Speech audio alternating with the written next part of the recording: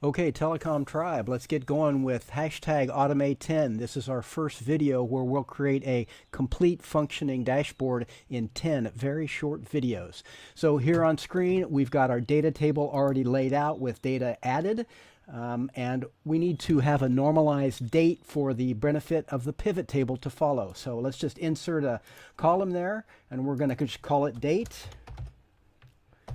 And then it's the date function. And it uses the data that's already here in C2.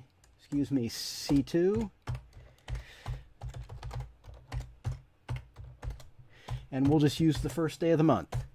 So there's our normalized date, and we can double click the fill handle and that fills down for us. But we're not done.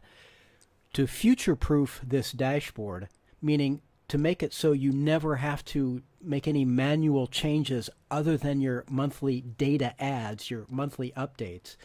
To future-proof this, we need to extend this formula down. So I'll go to the last row, which is here at row 340, and you can see there's about 3 rows for every month. So 3 rows a month times a year, that's about 50 rows a year, playing fast and loose.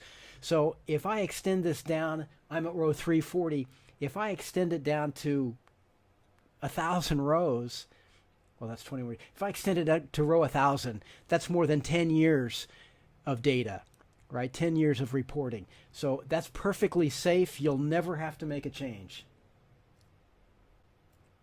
So there's down to row 1,000. Okay, that's it for now. Join us for the next video.